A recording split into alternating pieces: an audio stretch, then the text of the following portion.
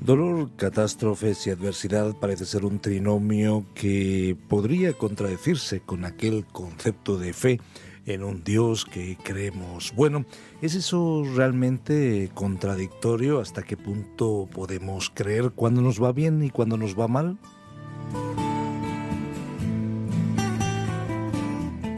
Hoy dialogamos con Andrés Díaz, que está con nosotros, Andrés Díaz Russell, que está aquí con nosotros en los estudios de Radio Encuentro. Bienvenido, Andrés. Andrés es ciego y la pregunta podría ser la primera que podemos imaginarnos, es cómo puedes creer en Dios y a la vez padecer esta enfermedad, esta discapacidad. Andrés.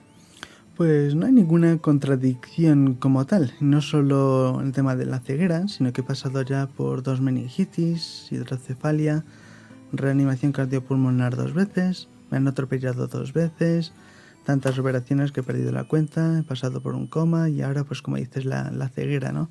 Pero sigo aferrándome al Señor y es quien me saca adelante. No veo que haya ninguna contradicción entre estas experiencias y el Señor. Como tal, lo vemos también en la Biblia, ¿sabes? Hay muchos ejemplos. Lo vemos, por ejemplo, con Bartimeo, que era ciego y acabó siguiendo al Señor, ¿no? Es el caso que a mí me toca más, ¿no? Como tal, vemos que también Pablo le escribe a los Gálatas y le dice: sé que si pudierais os arrancaríais los ojos para dármelos, lo que da a entender que él también tenía un problema visual. También escribiendo a Timoteo le recomienda toma un poco de vino en vez de agua para los males de estómago que tenía, ¿no?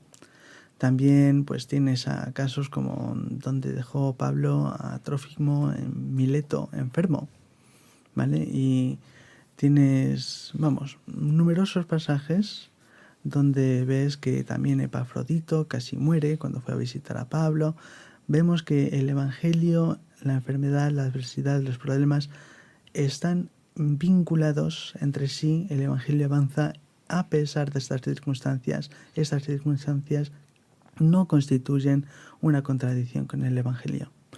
Evangelio son buenas noticias y cuando escuchamos esa palabra la relacionamos con todo el ser humano, con todas las aristas y las áreas de la vida del ser humano. Hablamos del plano físico, del plano espiritual y del plano emocional desde una perspectiva integral. Sin embargo, de un tiempo a esta parte quizás hemos escuchado algunos enfoques que nos hablan de un Dios que sana a todos, una situación en la cual podríamos plantearnos si Dios realmente quiere sanar a todos sus hijos y cómo nos planteamos esta pregunta. Pues en Isaías 53, creo que es en el versículo 4, dice que por sus llagas somos sanados. Ahora, hay que clarificar este tema, porque el hecho de ser sanados, ¿en qué sentido? ¿Vale? Estábamos hablando de evangelio, que viene del griego euangelium. Angelium significa mensaje, bueno, buen mensaje o las buenas nuevas, ¿no? Entonces, yo sigo ciego, por mucho que me digan que Dios me va a sanar o lo que sea, yo sigo ciego, pero tengo las buenas noticias. ¿Cuáles son esas buenas noticias? ¿De qué me ha sanado el Señor? Me ha sanado de las consecuencias del pecado, ¿vale? Porque la Biblia da avisos muy serios en cuanto al hecho de que el Señor juzgará al pecador. Tenéis versículos como Salmo 5:5, Salmos 7:11, donde afirman que Dios está enfadado con el pecador todos los días. Entonces, la justicia divina implica de que merecemos el castigo eterno del infierno, pero Dios, por sus llagas, porque murió en la cruz por nuestros pecados, es decir, porque sufrió el castigo que nosotros merecemos, ¿vale? Es la muerte vicaria o de sustitución en favor de los pecadores. Muere el justo, nos traspasa su justicia a los que confiamos en él y toma el castigo que nosotros merecemos, lo que nos autoriza a nosotros a poder disfrutar de ese euangelium, esas buenas nuevas. A pesar de las dificultades que podamos tener actualmente, tenemos una esperanza que no nos quita nadie. Estamos dialogando con Andrés Díaz Russell, hablamos de fe en medio de la adversidad, porque a veces podríamos pensar que tener fe personal en un Dios que creemos bueno es algo contradictorio con poder experimentar adversidades. Sin embargo, en el libro de los libros, como ya estamos viendo, encontramos personas con problemas de todo tipo, donde muchas veces Dios interviene de manera sobrenatural para quitar esos problemas, pero en otras ocasiones para acompañar a esas personas. Las dos cosas son sobrenaturales. Así lo has experimentado tú, Andrés, es sobrenatural. Como Sí, Jesús muchas veces sí sanó y puede sanar a alguien que está ciego, pero a la vez es sobrenatural la paz, el gozo y el propósito que Dios te da en medio de tu ceguera. desde luego, estamos refiriéndonos a Isaías 53:4 y de hecho Mateo 8, creo que es, dice, ahí es donde se cumple, cuando Jesús estaba sanando a muchísima gente que tenía enfermedades, estaba echando demonios, de gente poseída por demonios. Entonces Jesús cumplió la profecía de Isaías 53, ¿vale? Pero no podemos limitar a Dios simplemente a los milagros tangibles, verificables y completos que hizo Jesús mientras estaba aquí en la tierra. Tampoco, entre paréntesis, sanó a todos. Sin embargo, terminó la obra que vino a realizar. Efectivamente, pero a los demás tampoco nos deja tirados en la cuneta. Una persona dijo en su día algo que me animó a mí bastante. Me dijo, porque tenía cáncer, y me dijo, mira, el Señor me puede quitar el cáncer o me puede sacar a mí del cuerpo. Cualquiera de las dos voy a estar con Él al fin de cuentas. Entonces, esa es la esperanza, ¿no? No hay nada que nos pueda separar de Dios independientemente de lo que estemos sufriendo en estos momentos, ¿no? Entonces, sí, el Señor sigue con nosotros, nos tiende la mano y si le seguimos, le obedecemos, nos apartamos del pecado, Él nos ayudará, nos dará su gracia para enfrentar lo que tengamos que enfrentar ahora. Algunos al escucharte podrían decir que quizás no tienes suficiente fe para ser sanado. Desde esa perspectiva, ¿cómo respondes a esa inquietud, ese interrogante?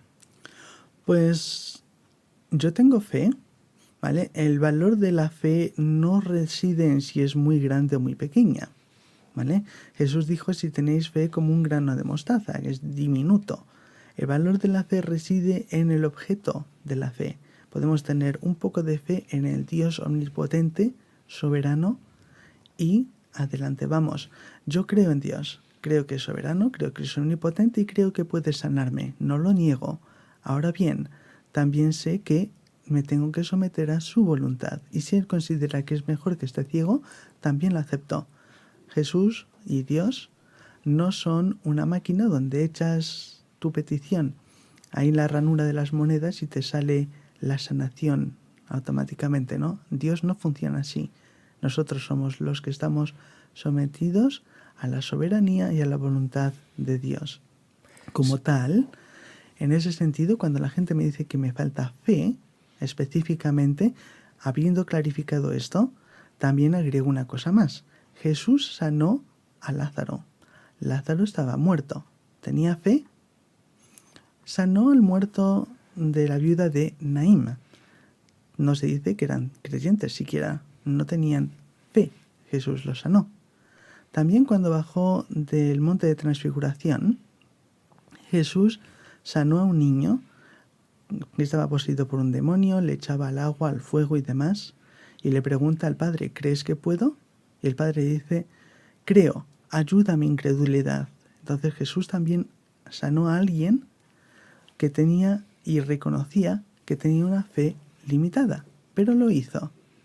Y también tienes a otras personas que le dijeron claramente, creo que puedes hacerlo y les sanó. Entonces no se trata de mi fe, ¿vale? Se trata de que el Señor hacía las cosas conforme a su voluntad y nosotros tenemos que respetar eso. Si Dios te devolviera la vista, ¿no crees que todo el mundo creería que Dios existe y le daría la gloria? Creo que sería llamativo y creo que la gente estaría hasta cierto punto expresando cierta curiosidad o estarían bastante sorprendidos. Ahora, de ahí a transferir creencia en Dios como Señor y Salvador me parece incorrecto. Y si lo vemos con los ejemplos en la Biblia, ¿vale? Por ejemplo, estaba sanando Jesús a mucha gente, ¿vale? Y tenemos por ejemplo, los fariseos, ¿vale? Que decían, venid en otro día, no el sábado, porque no debéis ser sanados un sábado. El sabbat hebreo, ya sabéis, no se debe trabajar y sanar es trabajar, así que no. Entonces estaban cegados a pesar de tener la evidencia de una sanación milagrosa. Tienes también otros casos donde, por ejemplo, Jesús resucita de entre los muertos. Y Mateo 28 nos narra cómo los guardas, los romanos que estaban protegiendo la tumba, van al concilio, al Sanedrín, y les relatan los hechos, tienen las evidencias delante, la tumba está vacía, pero les sobornan para que mientan y digan que los discípulos vinieron y robaron el cuerpo de Jesús mientras nosotros dormíamos. ¿Vale? Ya que estamos, si los soldados están roncando, ¿cómo supieron que fueron los discípulos que les robaron el cuerpo? ¿Vale? Pero eso es lo que dice la Biblia que hicieron, a pesar de las evidencias, los milagros. Y si miras incluso la última parábola que aparece en Lucas 16, que es la historia del hombre rico y de Lázaro. Cuando aparece el hombre rico en el Hades y habla con Abraham, le dice, manda a Lázaro que resucite y le avise a mis hermanos para que no acaben aquí en el infierno. Y resulta que Abraham le responde, mira, tienen a Moisés y los profetas, escúchenles, porque aunque resucite alguien de los muertos, no creerán. Así es como termina, es una advertencia muy seria. Y luego, si nos vamos al Evangelio de Juan capítulo 11, donde se narra cuando resucitó Jesús a Lázaro, vemos que después en el capítulo 12 aparece sentado a la mesa, al principio del capítulo, Jesús con sus amigos, sus discípulos y Lázaro. Y la gente venía a ver a Lázaro porque había resucitado. Sigues leyendo el capítulo y lees. Y por esta causa también querían ejecutar o matar a Lázaro porque por causa de él mucha gente creía en Jesús. Por tanto, unos y otros tenían sus objeciones a pesar de las señales. Efectivamente, las señales están ahí para apuntar al mensaje, no simplemente a dejarnos flipando en colores por lo que ha pasado. El mensaje es muy claro, Dios juzga, nos da tiempo para arrepentirnos, ese es el tiempo que tenemos ahora. El creer que pueden ser salvos por ver un milagro no es suficiente. Efectivamente, hablamos con Andrés Díaz Russell. Fue en medio de la adversidad. El tiempo va terminando, Andrés, y la verdad es que, vemos que por un lado Dios no ha realizado en ti el milagro de quitarte la ceguera, pero yo al hablar contigo veo pues varios milagros, si me permites el término, en el sentido de que veo cómo estás adelante con un propósito, con un sentido, con gozo, y también ese milagro de esas buenas noticias, de tener esa seguridad de una vida con Dios. Pero hay algo que en otras ocasiones que hemos hablado me ha llamado siempre la atención. Cuando dices que si pudieras elegir entre volver a ver y quedarte ciego, elegirías de alguna manera quedarte ciego. ¿Por qué? Creo que el Señor obra de forma que a veces nos quedamos boquiabiertos, ¿no? Pensamos que si esto estuviera bien, yo estaría mejor. No. Yo reconozco que el Señor me ha cambiado muchísimo a través de la ceguera. Y la ceguera en sí también me protege de ciertas cosas. Por ejemplo, creo que es en Mateo 7:28, donde Jesús dice que si un hombre mira a una mujer para codiciarla, ya ha cometido adulterio con ella en su alma, en su corazón. De repente, a mí eso ya no me resulta una tentación, ya no lo tengo delante. Ese aspecto me gusta de la ceguera, ¿sabes? Estoy libre de ello. Y el Señor me ha enseñado muchas cosas a través de su palabra como tal. También dice en el primer libro de Samuel, capítulo 16, versículo 7, que el hombre mira las apariencias, mas Dios mira el corazón. Con la ceguera he apreciado que Dios no está impresionado con lo guapo que soy, sino que Él conoce mi alma, mi interior, y sabe que mi alma está sucia. Y el poder apreciar que Él murió por mí, vertió su sangre para limpiar mi alma, y ofrece esa salvación para que todos aquellos los que vacían su vida de las cosas que ofenden a Dios, los que dejan de pecar, obedecen a Cristo, obedecen su palabra, la Biblia, y le siguen, ponen su confianza en Él, pueden ser salvos. ¿Habría aprendido esto sin la ceguera? Dime tú qué vale más, el poder ver o tener esa esperanza que tengo ahora. Tú decías que antes veías, pero estabas ciego, ahora estás ciego, pero ves. Esa es la paradoja que nuestros amigos también pueden experimentar, pueden encontrar nueva vida en Jesús. ¿Cómo lo pueden hacer? El Evangelio es un mensaje de buenas noticias que está constituido por dos aspectos. Uno es el aspecto objetivo de conocer los datos reales, objetivos del Evangelio. Que somos pecadores. Romanos 3:23, 6:23 declara que todos somos pecadores y que la paga del pecado es muerte. Pero Jesús, que es Dios encarnado, vino aquí a la tierra, murió en la cruz, pagó el precio del pecado para que los que confiamos en Él no tengamos que ir al infierno. Él nos transfiere su justicia a cambio de nuestro pecado, recibe el castigo por nosotros, la doctrina de sustitución, y después nos otorga el derecho a poder estar toda la eternidad con Dios en el cielo y poder alabarle. ¿Vale? Esos son los datos objetivos. ¿Se puede creer esto? Sí, es realidad. Pero los demonios creen y tiemblan. En un sentido simplemente intelectual, ¿no? Exactamente, los demonios creen y tiemblan. No se trata solo de creer esto. La Biblia es muy clara y queda patente y demostrado que es el caso. Ahora bien, también conlleva una actitud subjetiva de sumisión a Dios. Es decir, yo no voy a ser el que está en el trono es Dios. Le cedo a Él mi vida, confío en Él, pongo mi confianza en Él y le sigo. Pase lo que pase con las consecuencias. Podrá haber adversidades, podrá haber de todo, como lo que he experimentado yo. Pues tú posiblemente, querido oyente, estés experimentando problemas. Pero eso no son excusas. Sométete al Señor, cree en el Señor, confía en el Señor. Y esa es la actitud subjetiva. Y dice, toma tu cruz y sígueme. No dice que nos va a dar regalitos y que va a ser de color de rosas todo el viaje. No.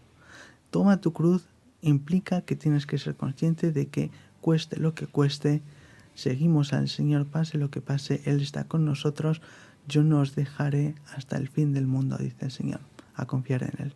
Muchas gracias, Andrés Díaz Russell, por tu testimonio, por conversar juntos también, hoy hablando de fe y adversidad, que al final, como hemos visto en el caso de Andrés, y también lo vemos en tantos casos en la Biblia, como es el ejemplo de Job, entre otros, que no son contradictorios, al contrario, la adversidad muchas veces nos lleva a la fe.